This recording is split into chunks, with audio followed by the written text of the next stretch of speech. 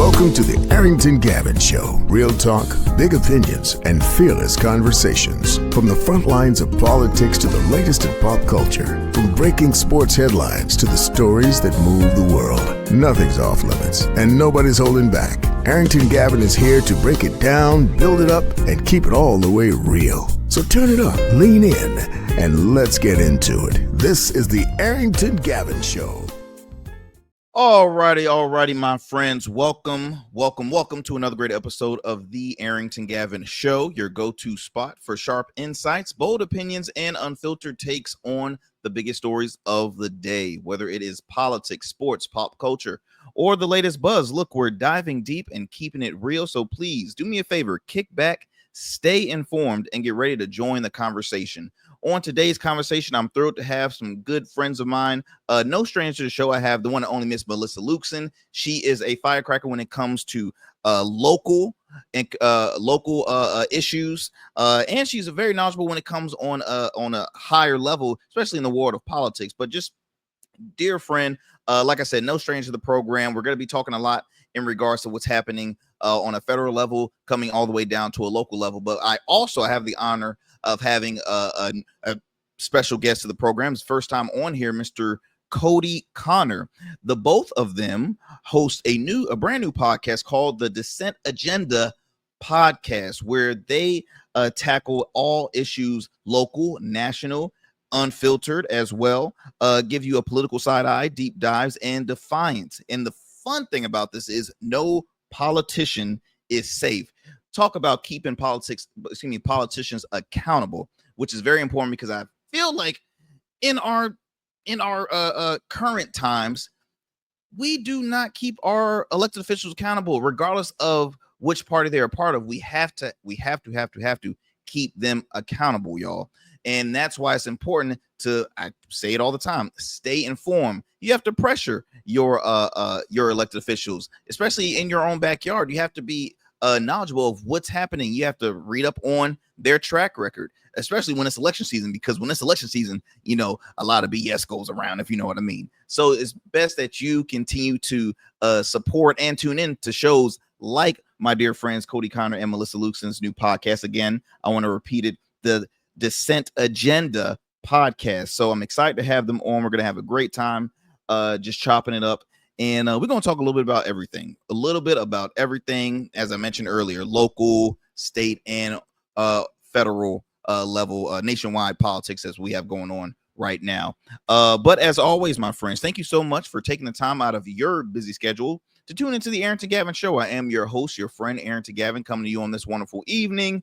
I want to also acknowledge those that happen to be streaming us right now on our YouTube channel. Please do me a favor, like, subscribe, share with a friend, share with everybody about the amazing program and the amazing work we're doing here. We want to keep those subscribers building up. We want to keep that momentum going with those viewerships. So each and every day we're growing, and I truly appreciate it. I want to thank you all for your continuous support. So please subscribe to our YouTube channel. In addition to that, you can also stream the show on Goatverse TV. That's right, the Goatverse TV network. If you haven't downloaded the app yet, what are you waiting for? It's free. It's available on the App Store, Google Play Store, Roku, as well as Amazon Fire TV. So that's just another avenue you can tune into the podcast. More on the likes of a visual version. Now, if you prefer to just listen to this amazing voice you're listening to right now, I know, stop it.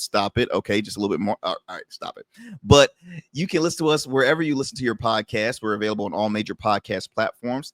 In addition to that, you can also check us out on the radio airwaves. We're available on not one but two radio affiliates. One of them, you probably listen to us right now in the New Orleans area by way of WBOK 1230 AM. What New Orleans is talking about, you can tune into the Arrington Gavin Show weeknights at 7 p.m. Central Time, Monday through Fridays, only on WBOK 1230 AM. In addition to that, I'm going to move it on all the way to the Metro Atlanta region to WDJY 99.1 FM Straight Talk. You can tune into the Arrington Gavin Show weeknights, Monday through Fridays at 11 p.m. Eastern Standard Time. Now, that's only on WDJY 99.1 FM Straight Talk. All righty. Now, now that I've made that spiel, you know we love to do a quick fun fact before we get going with the program. So on today's fun fact of the day, I wanted to ask you all, did you know that in ancient Athens, voting was done with broken pottery? All right, broken pottery. So citizens voted by inscribing names on shards of pottery called ostraca, which is where the word ostracize comes from. Do y'all mean to repeat that one more time? Okay, I'll do it one more time. So citizens voted inscribing names. They voted by inscribing names on shards of pottery called ostraca, which is where the word ostracize comes from. So everybody has a different way of voting, right? So some people might pull a name out of a hat. All right. Some people we do it differently each and every time. So there's your fun fact by yours truly. We are gonna head, my friends, to a quick commercial break. When we come back, we'll have on our special guests here on the show. Please, my friends, do not go anywhere. We'll be right back after these commercial breaks. You are listening to the Arrington Gavin Show. Every man has a story to tell. Your ambitions, your achievements, your legacy. Your suit should reflect that story, crafted precisely, designed for impact, and tailored exclusively for you. We work with only the finest fabrics, luxurious wools, silk, linen, and blends from world-renowned mills in Italy, the UK, and India. These fabrics are the foundation of custom suits that exude elegance and stand the test of time. But a suit isn't just about fabric, it's about fit, and it's about confidence, and it all starts with you. When you work with me, you'll receive a personalized consultation, whether in person or over Zoom. Together, we'll explore your vision and discuss your needs, and we're gonna bring your ideas to life. My journey as a designer includes apprenticing under New York-based designer Clavon Leonard, showcasing collections at New York Fashion Week, Algeria Fashion Week, and the prestigious Baltimore Met Gala.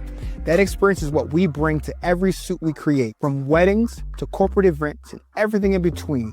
We specialize in crafting one-of-a-kind suits for life's most significant moments. Dapper Luke has been recognized as one of Baltimore's best menswear in 2023, and I was honored to be one of the 10 designers selected for the prestigious Baltimore Met Gala. With over 900 satisfied clients, we proudly serve Virginia Beach and Baltimore, bringing world-class designs to these incredible communities. We don't just make suits, we craft confidence. Your suit will fit your body, your style, and it will tell your story. Book your free online personal consultation today. Visit www.dapperluke.com. What's up, y'all? Welcome to And we still in traffic. Don't look familiar, do I? Not in this seat. Hey, what's that you listening to? Here to host today. Hey, turn it up. With me? Yeah, this is that new Goat Verse app. I got you. So y'all want to know where the goats are? They're off on the sidelines. Looking for fresh, relevant content wherever you go? What was the name of that he said? Introducing GoatVerse TV. GoatVerse, that's what it's called. The free streaming app that brings you the best podcasts, current events, and thought-provoking opinions all in one place. Download it now from the Apple Store or Play Store. In Goats, we trust. Become a man of distinction with Rugged Evolution Beard Care. Order our scented beard oils and beard balms to help you maintain and grow the perfect beard. Order today. Try our men's care products like the full body exfoliating cleansing bars, body wash, smooth stash, and more. Log on to our website or download our app to place your orders. Rugged Evolution Beard Care. We're your luxury but affordable men's care line. And remember, Rugged is the new smooth. All righty, my friends, welcome back to the show. I'm excited to have on our special guest for the evening.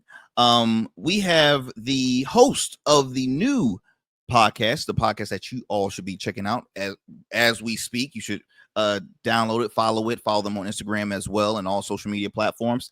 The Dissent Agenda Podcast, hosted by the one and only Miss Melissa Lukeson and Mr.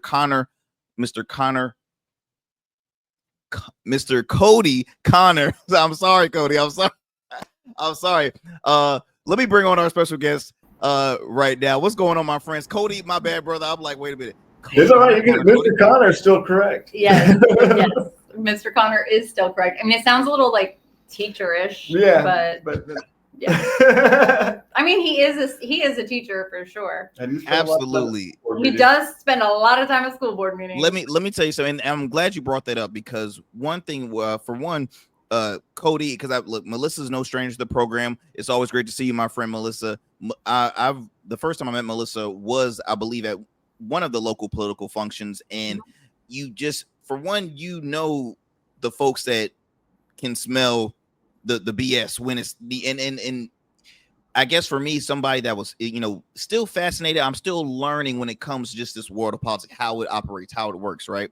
And I always consider myself a student, but when I first met Melissa, I'm like, she's the only one that's really like not I forgot who was speaking. I think somebody was running for office, or maybe a current elected official. And when that individual was talking, her face said it all. And I'm just like, okay, she sees it.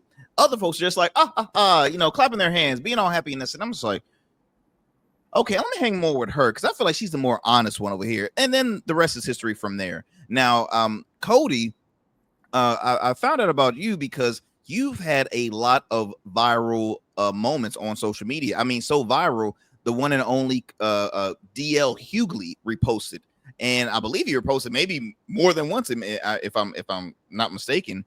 And I'm a diehard DL Hughley fan, by the way. And DL Hughley, one of the kings of comedy, but he's also a radio host and very involved in politics as well. And so when I see individuals like that, I'm like, Cody, who is this Cody guy? And I look at we're on a group chat, and I'm like, wait a minute. I see it's so many names. I'm like, wait a minute, Cody. And then I had the opportunity to meet you at a mutual friends campaign kickoff. And, again, I started to really follow, and the both of you, I mean, you both are equally experienced, but also you come with so many good traits. When I see you guys join together and create this podcast, I'm like, oh snap, it's about to go down. It's about to go down.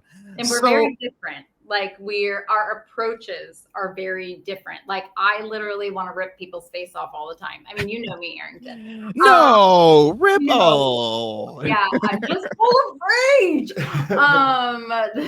And I'm a much more like steady, calm. He keeps that is very true.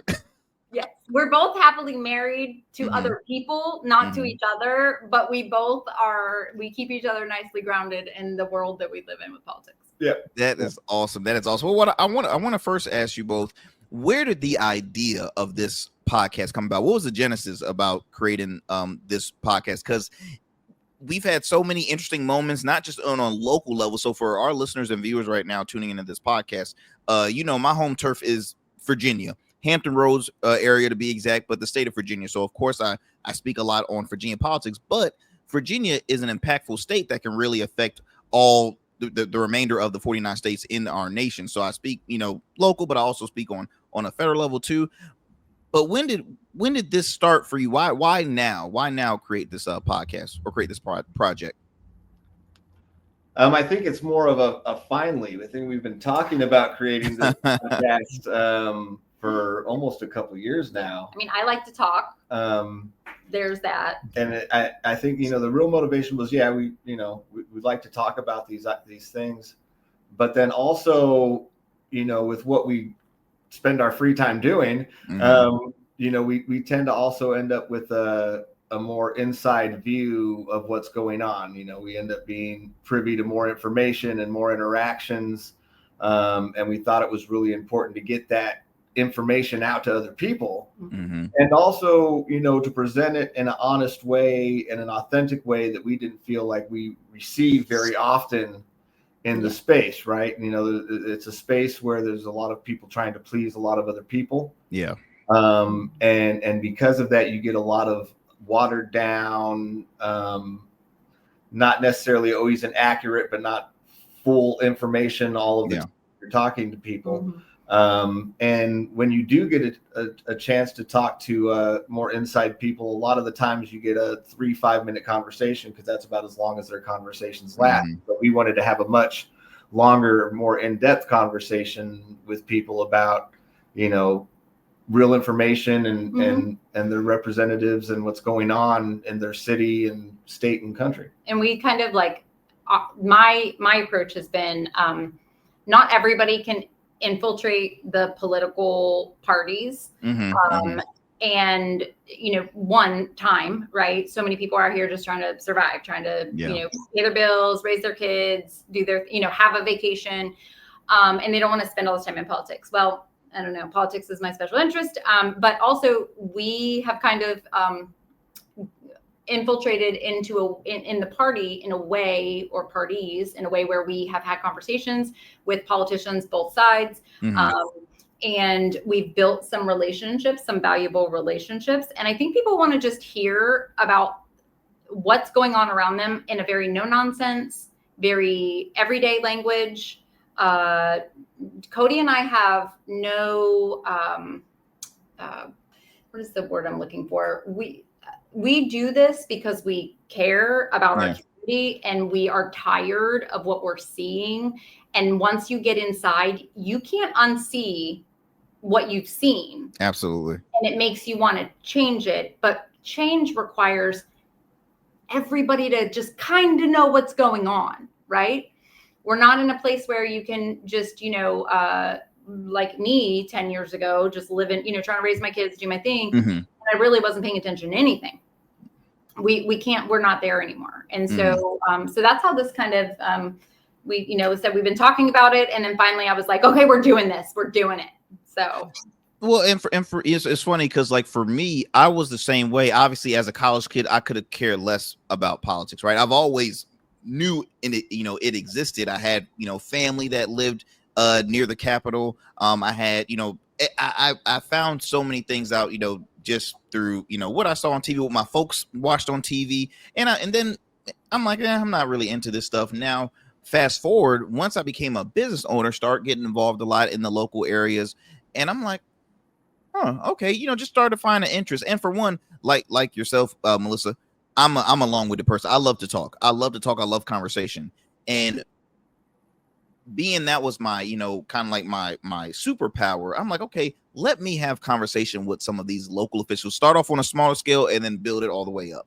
The one thing that I've heard, you both discuss is providing information to a form where folks can really, understand it. Because in my opinion, and I wrestle with this on both sides, and I talk a lot about it here on the program. The reason why I've always been that in the middle person is because I feel as though there's one side that doesn't have a backbone. There's another side that doesn't have empathy. And then there's both sides that does not freaking share what we're, they're talking points. It's always they're both talking owned points. by capitalism. Thank you. And it's just, it kills me because I'm like, okay, can you kind of put it in layman's term? I mean, talk specifically, when it comes to policy, but everybody has a different way of learning things. For one, everybody gets their information, and it's so much, by the way. That's the most difficult part. We can't just rely on what we see on TV. We can't rely just on headlines. There's so many platforms now, and then you don't know which one is true, which one is fake, which one is just prominently opinionated. Because here on this show, I simply just share my opinion. Now I bring on the professionals so they can give, on a more professional scale, but I will give off my opinion, not, and I always tell folks, do not take my opinion and take it to the, take it to the bank. Just do not listen to me. But I always have an issue with that, especially when it comes to, your officials in your backyards. I'm like, why can't you just be upfront? Why isn't that? And I feel as though that's what the Democrats as a whole right now, they're struggling, really keeping trust on their what's the word I'm looking for? They're struggling keeping their base, because to them, they're like, okay, we've always said this, we've always said that, but those promises were never met. And you're not giving us anything. We don't see the fight, right? And I could say so much stuff about the opposite side. That's another whole conversation. And we'll talk about that later on in the program. But I love the fact that, you're saying no politician is off limits. Now, just by your guys' experience, what have you each, and whoever will love to start, feel free, but what has come across that really just was an eye opener for you to be like, okay, this is really my time to, I have to speak out. If they're not going to, somebody has to, I have to speak out. When was that like wake up call for you guys? Mine was easy. I mean, when I guess, my first time I really spoke out, if you will, was the school board meeting here in Virginia Beach. Mm. Before that, in my life, I'd been to pride parades, I'd been to a protest or two, but I would not have called myself an activist or politically involved or anything like that up to that point. But I have a trans child, and we were living out in Lynchburg, Virginia. And over the last few years, there's been a lot of, attacks. When my child came out to me, the very first thing we did was look at schools, and what schools had passed friendly policies and what those areas were like. And we had a couple different places, and the Hampton Roads was one of those areas. And so I looked, I found for jobs, I found one out here, and I moved out here. And then right after that, the governor released his model school policies, basically, force outing trans and LGBTQ students in school. And we had just had school board elections where, for the first time, I think, in really Virginia Beach school board history, there was a strong partisan shift that had not happened. It just hadn't historically, honestly, school boards shouldn't be partisan at all.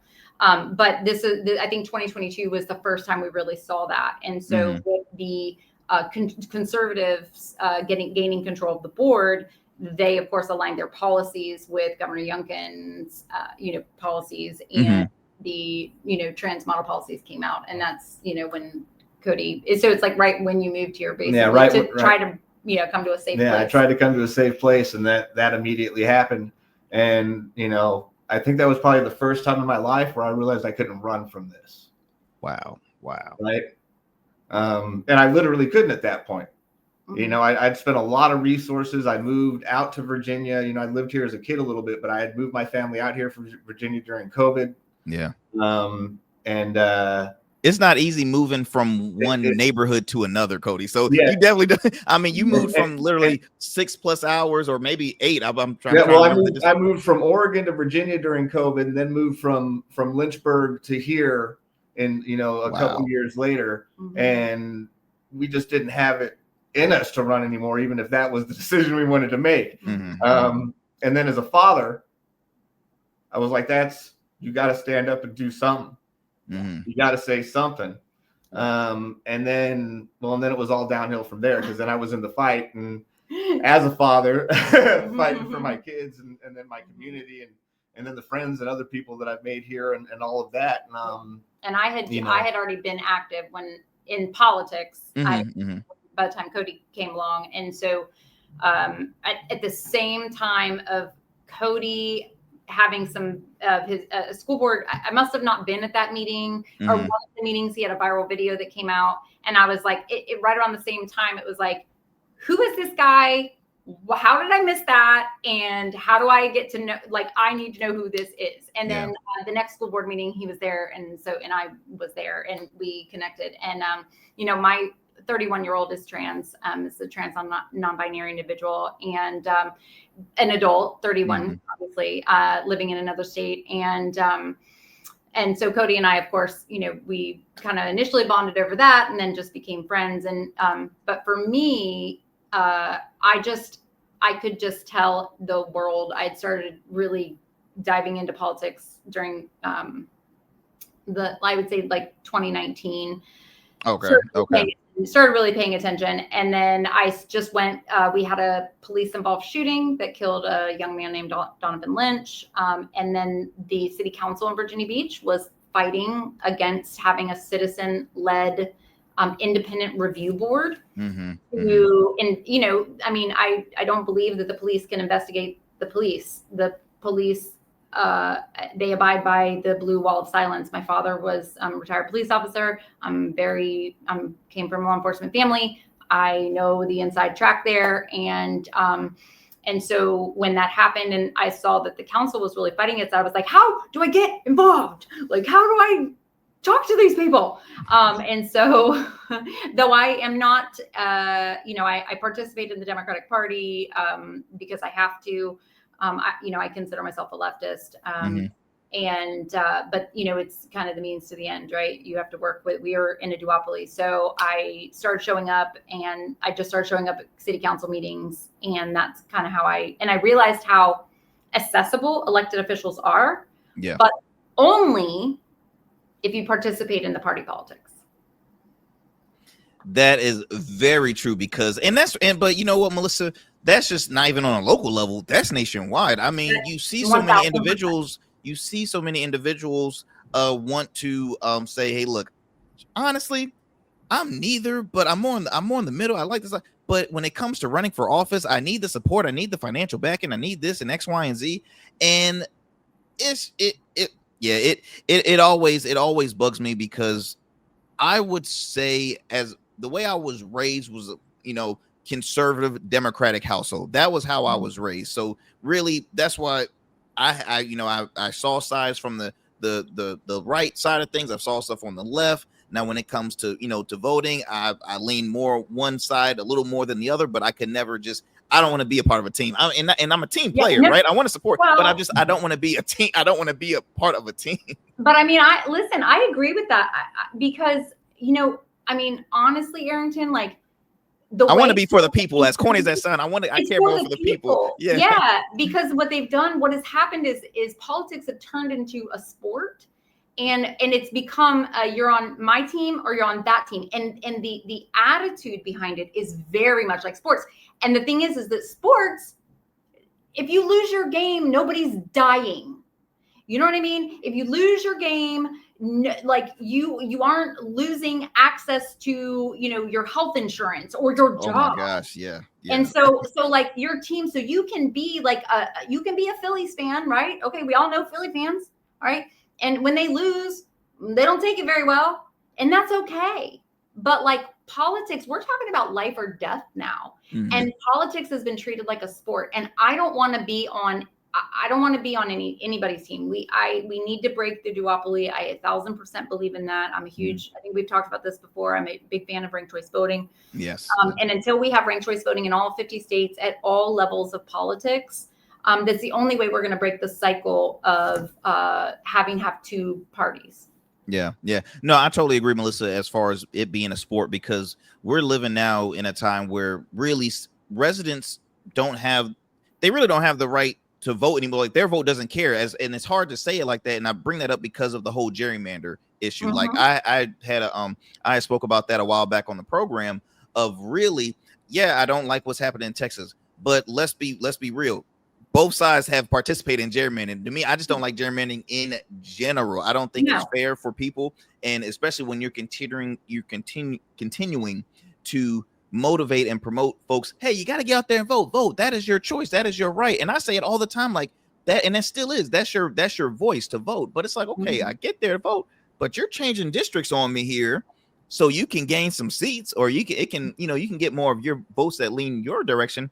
And it's like, the trust factor is very hard for people. I mean, we saw the voting turnout in the past presidential election recently during the primary, primaries here in the local area.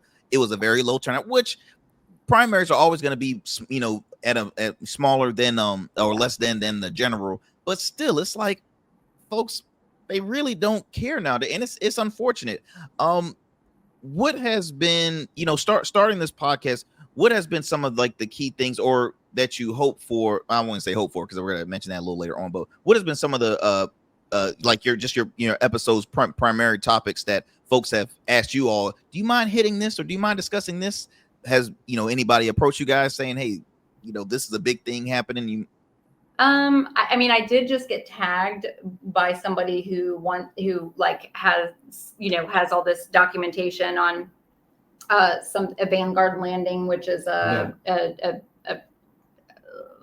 place for people with disabilities. I do believe. I haven't had a chance to really look into it.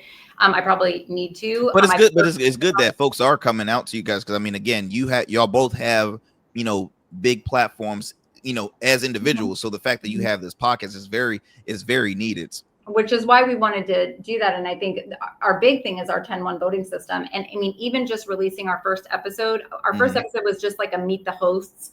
And it was just kind of like, hey, this is why we're doing this. And we ultimately did get into talking about our voting system because we have a big ballot referendum in Virginia Beach this year. And it's a very long and convoluted story about how we got here. But the meat of the issue is that Virginia Beach has been a very racist city that has been participating in violating the voting rights of minority voters in the city of Virginia Beach since 1966. And a federal court judge, there was testimony, there was a whole court case about it. And he, said, hey, listen, he had a special master come in, a world-renowned voting map, somebody who does maps and redistricting. Okay. I can't remember his name, but he's got a PhD. And that means he's official, y'all. That means he's official. Yes, that's right. And so he basically split our city up into 10 districts. And then they said, you can vote for one mayor. So 10 single member districts, each council person representing that district, and then a mayor. And the mayor is the only person at large.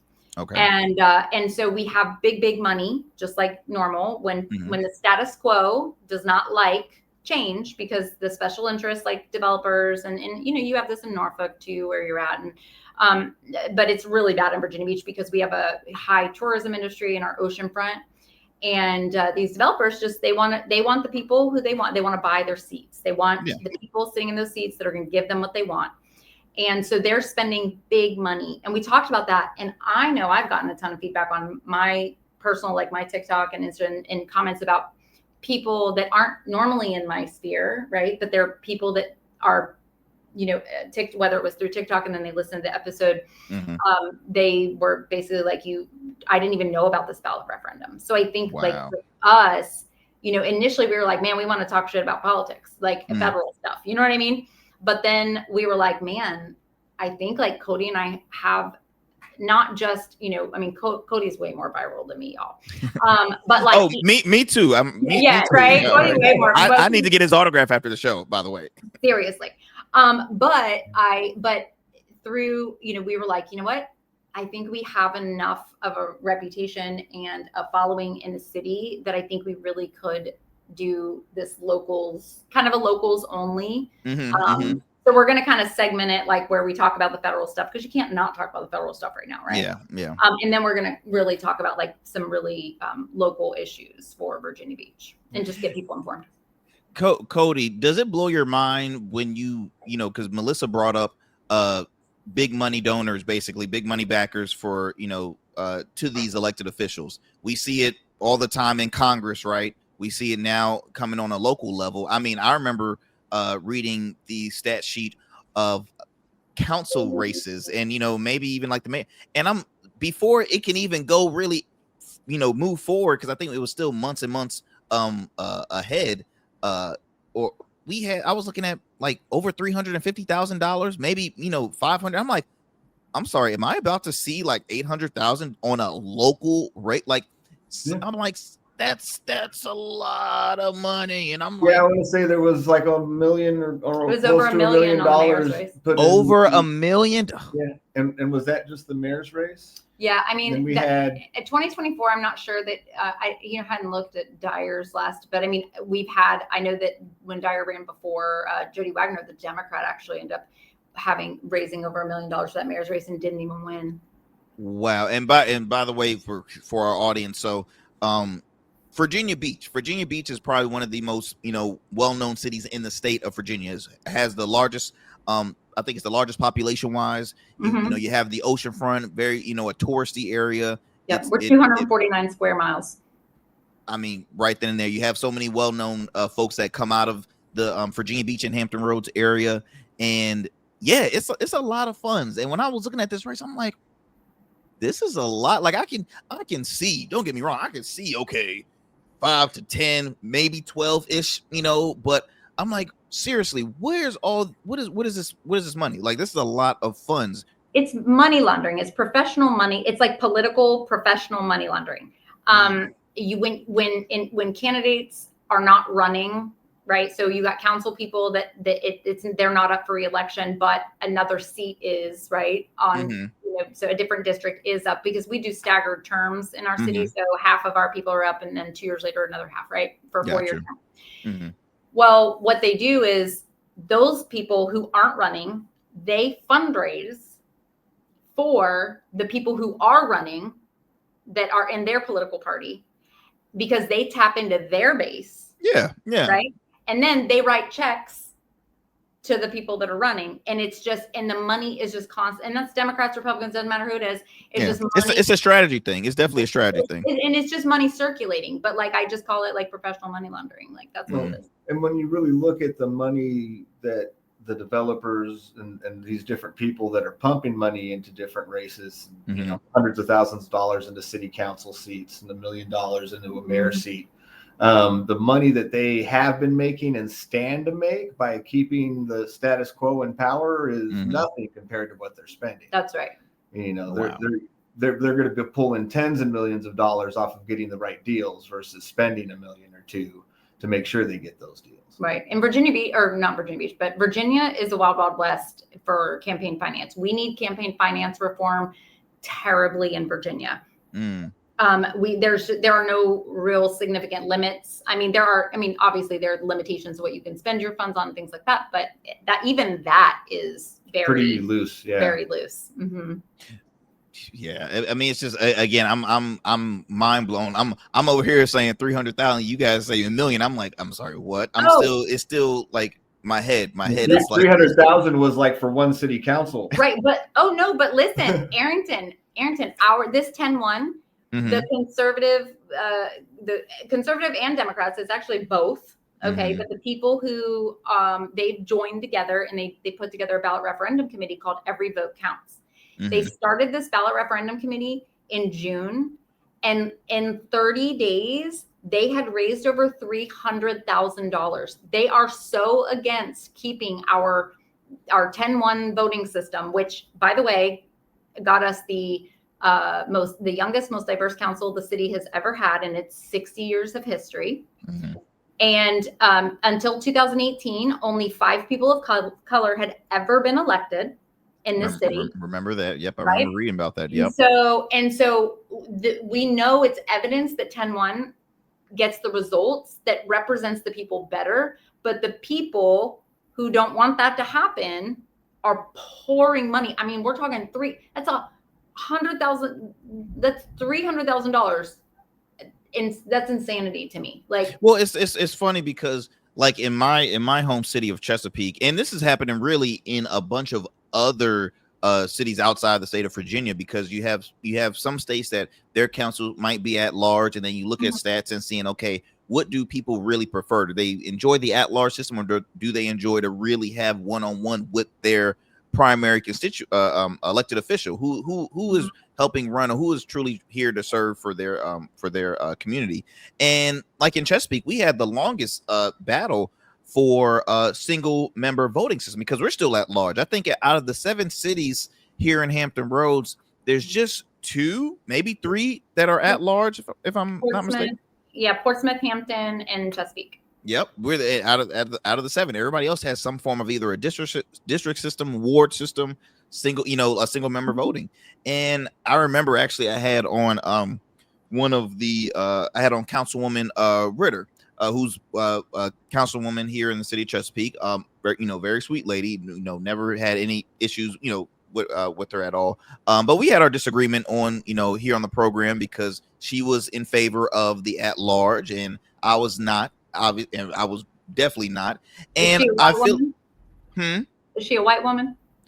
Yes. That tells you why. Melissa's acting up, y'all. See, Melissa's already acting up already. But I just know my people. But you know what though? They're terrible. In my opinion, the response she gave me was, for me, a cop-out answer. I was not, I didn't agree with it at all. I look at it like this: if I'm an elected official, would I like to work harder or smarter? Now, for me, harder will be I have to look over 250 plus 1,000 people. Smarter would say, oh, how can I bring it down to 35,000? Right? How can I really dissect and get, when people call for assistance or need something, I can really go for them. Because see, in Chesapeake, y'all, first of all, we have the finances, but there is communities that is well put together, that is always going to get poured in, and let's do this, let's do that. And then all of a sudden 5 minutes, 10 minutes away, food deserts. I'm like, okay, something's not right here. Why isn't no attendance being looked upon here in this area, but we just added this and that? That's why I always when I do community service work, I'm specifically saying, no, I'm having it in here, even though this is my home area. No, I'm going on this side because people think they are being they think they're being overlooked. No one cares about them. And again, I go back to that trust factor between the community and elected officials, on a local, state, and federal level. Right. And I mean, there's a real big difference between Camelot and Great Bridge. Huge difference. Huge. Right? In the words of the city prayer, huge difference. Very huge. Right? Huge. Yeah. And I think I think that the way that they approach it is this, they go straight to tribalism. Oh, well, if we're districts, then those members are only going to care about what's going on in their district. And that is absolutely you can see data suggests completely opposite. And the other part of this is not how we do Congress, y'all. We don't vote for all the Congress people across the state, do we? No. That's crazy. It's crazy. And so, yeah. So I think, anytime you are, and Chesapeake has been, we had discussed a little bit, there was a bill in the General Assembly and a bill was presented that any city over a population of 250,000, which isn't that many. Okay. They are no longer allowed to run on an at-large system. And that was not allowed to get off of committee when we had a Democratic House and a Democratic Senate. That was not allowed to get out of committee. And the reason it wasn't allowed to get off committee, and the person who said it is a delegate that isn't even in charge. It's not even their district. Chesapeake isn't even close to their district. They said that Chesapeake wasn't ready for that. Well, how do you know that? I'm pretty sure Chesapeake was ready and has been ready for that for a really long time, because Chesapeake politics is completely owned by Randy Forbes, the guy who started the prayer caucus in Washington. former congressman. Yep. Former Republican congressman. So it's just really important, and we have nothing but an uphill battle with voting rights, and that's not just on a local level. SCOTUS is potentially going to overturn Section 2 of the Voting Rights Act, which is basically that just makes the Voting Rights Act gutted, because SCOTUS has already gutted everything else, and the only thing that we have left is Section 2, which is essentially wrapped around the minorities, which is really important because the dilution of the minority vote and the gerrymandering across this country is the problem. So we have an uphill battle with our voting rights. And that doesn't just apply on a federal level, y'all. That's not just Congress. We're battling these things right in the streets here in Virginia Beach, Chesapeake, so. That's crazy. Look, I want to move on to talking about, we discussed a lot of local politics. I want to talk about this upcoming election cycle, really on the state level, as well as some politics we see right now going across our TV screens around the nation. So hold tight as I bring in a couple of sound bites here.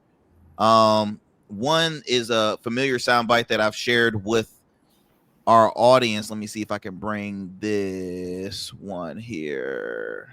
All right, hold tight, y'all. Hold tight.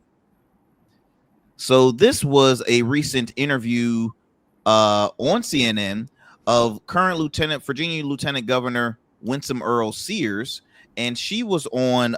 She was basically doing what she does best, talking points of avoiding questions, because she's currently running for governor for the state of Virginia. So let me go ahead and play the soundbite, and we'll talk on the other side. President's push to purge the federal workforce, has that been good for Virginia? I'm glad you asked this question, because your side, I'm assuming your side of the aisle, they keep talking about this. And you know what we've done in Virginia? We've created the 250,000 jobs I'm trying to get to talk about, that you wanted to talk about something else. But what about the jobs that have been, do you support what they've done? I'm trying to answer the question now. I'm trying to answer the question. Please do. Thank you.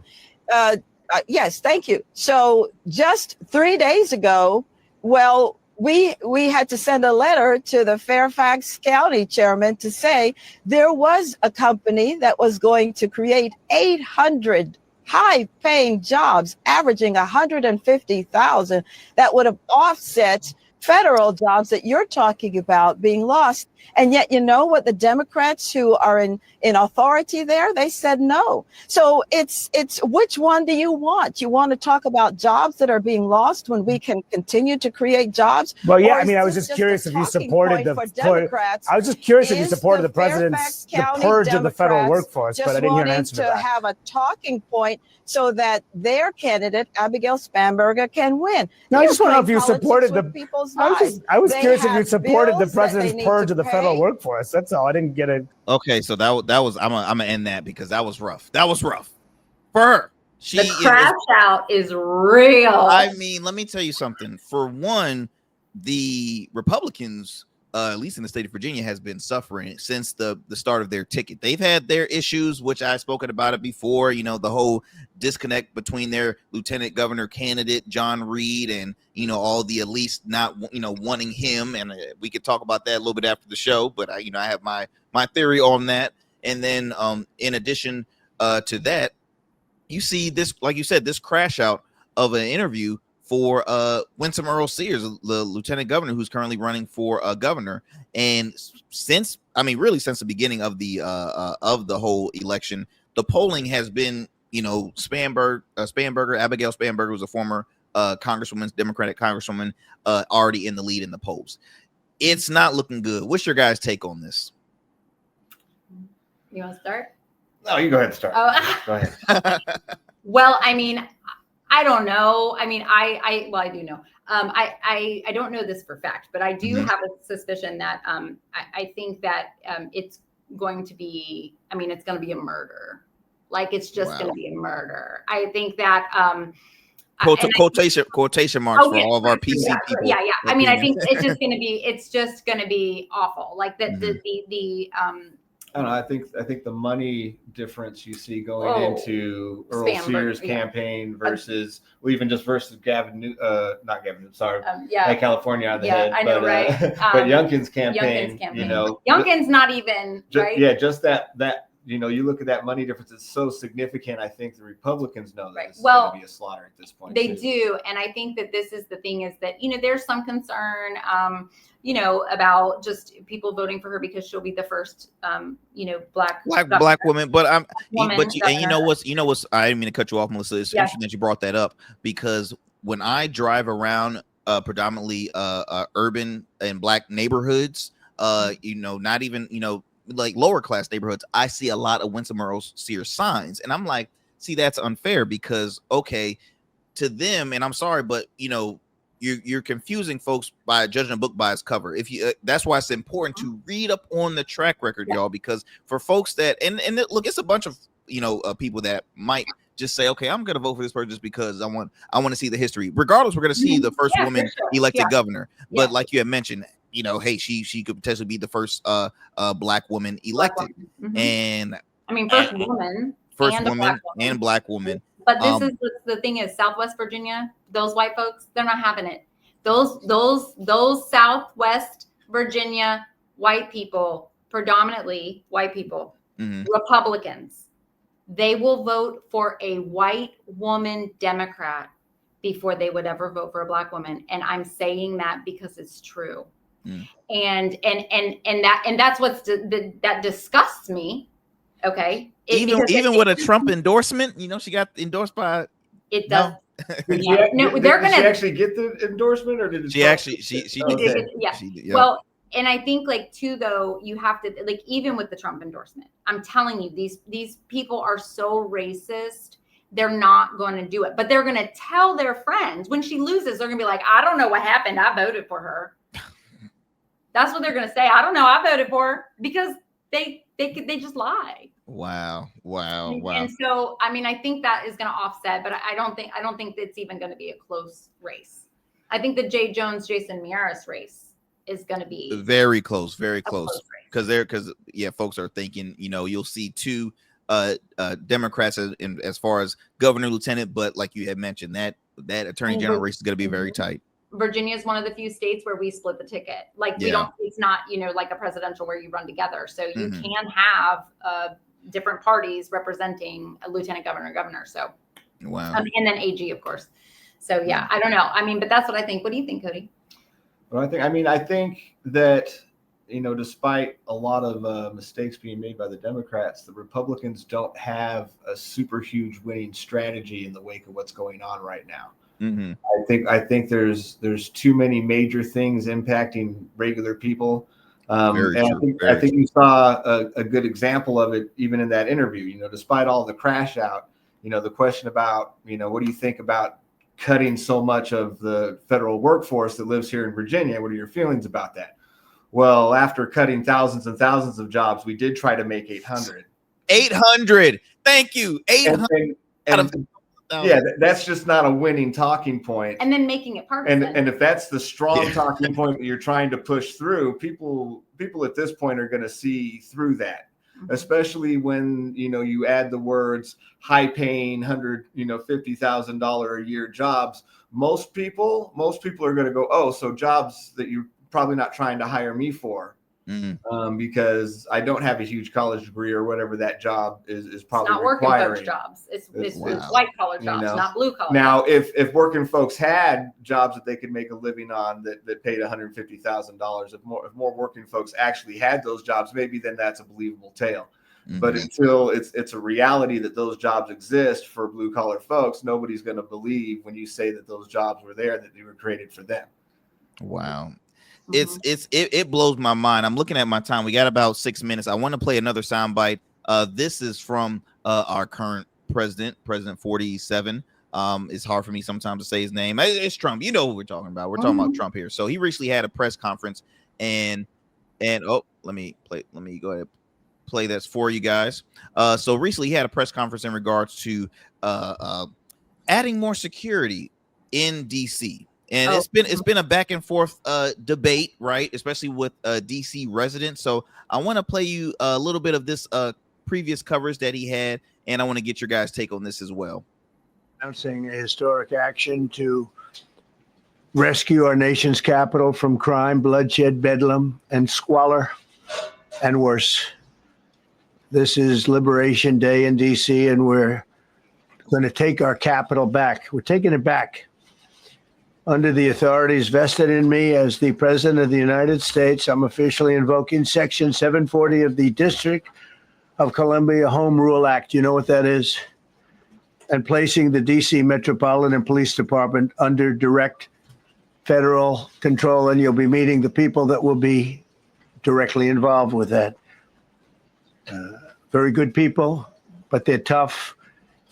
And they know what's happening. And they've done it before.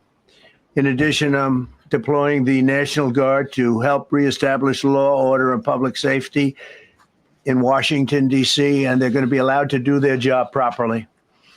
And you people are victims of it, too. You're reporters, and I understand a lot of you tend to be on the liberal side, but you don't want to get mugged and raped and shot and killed.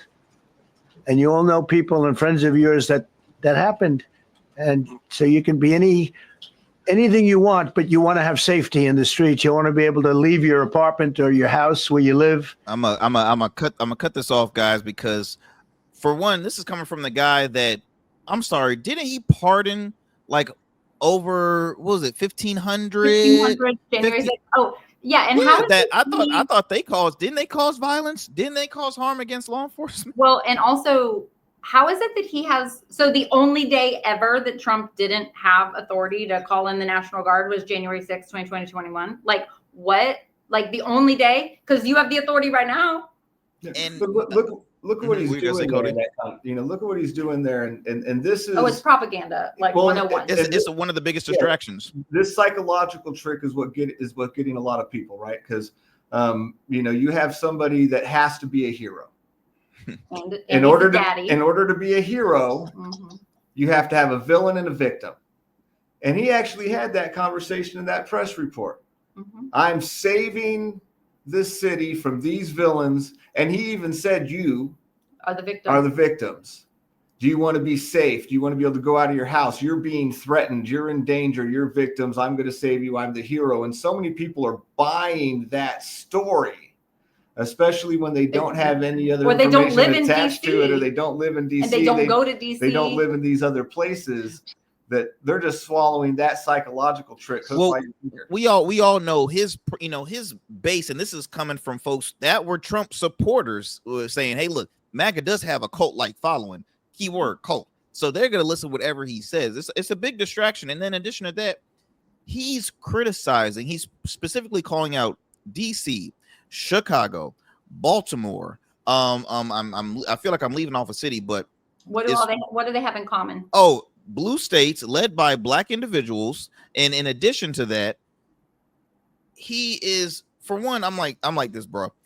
And I know this for a fact because one of my dear friends is a police officer that works in a metropolitan area. That is in a red state, or excuse me, a red city. He's like, for one, metropolitan cities are always going to have crime, but that's where you have law enforcement. Now, look, there's been conversations of, okay, why is he having the military secure or basically fear. Yes. He's trying to invoke fear. And and last night they were around Howard University and the 930 Club. He's going into black and brown neighborhoods, specifically into DC, and trying to terrorize the community. And it's absolutely abhorrent. And I find it so sad that the people who said that, they're against tyranny, and the people who want small government and been screaming about small government and like, don't tread on me. And I want my freedom of movement.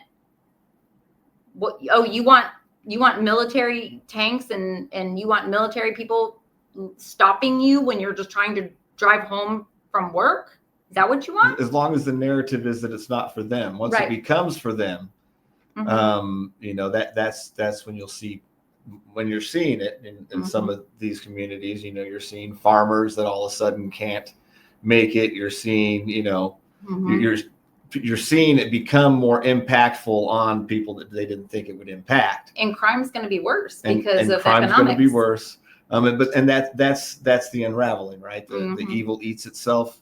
If you are always a hero, you always have to have a villain. But once you've made everybody a villain, then everybody realizes it's so sickening. And I feel like I need to have a part 2 with you guys. We have about 60 seconds. For one, don't go anywhere. I want to chop it up with you guys just for a couple minutes after the show. But if you don't mind, please plug it in your new podcast before we finish this conversation. Yep. Absolutely. Tune in to the Dissent Agenda. You're going to find us on YouTube. You can find us on Spotify, Insta, Apple.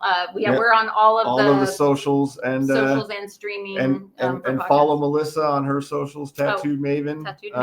And you can find me, BZ Dad. You search that on just about any social, and you'll find my account. Awesome. Well, look, friends, as always, don't be a stranger to the show. I would love to have you back on. But like I said, there's so much stuff. There's so much stuff that we can discuss because I feel like everything happens every 5 minutes, literally every 5 freaking minutes. That's kind of the podcast why we wanted to do it too, Arrington, because we're like, it's so fast. We have to be able to talk about it and get it out there. But yeah, we would love to do a part 2. And thank you so much for having us. Oh, always, my friends. Well, like I said, don't go anywhere. I want to chop it up with you guys for just a couple minutes. So again, thank you for taking the time out your busy schedule. And look, always come back. You got an open invitation to both of you, individuals or as a team as well. Again, my friends, the Dissent Agenda Podcast, the Dissent Agenda Podcast, hosted by Melissa Lukeson and Mr. Cody Connor, y'all. As always, I hope you enjoyed another great conversation here on the Arrington Gavin Show. Be sure to follow us on all major platforms and just tune into the program weeknights. Y'all stay safe, stay informed. I'll talk to y'all for another great episode. Peace.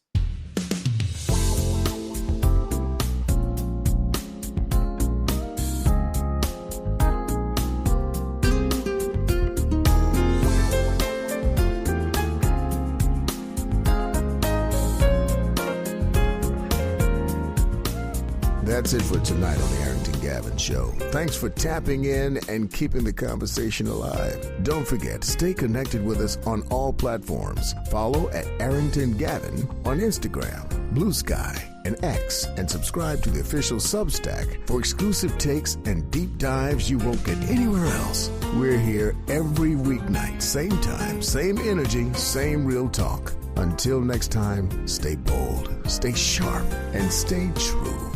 That's what we do on the Arrington Gavin Show. Peace.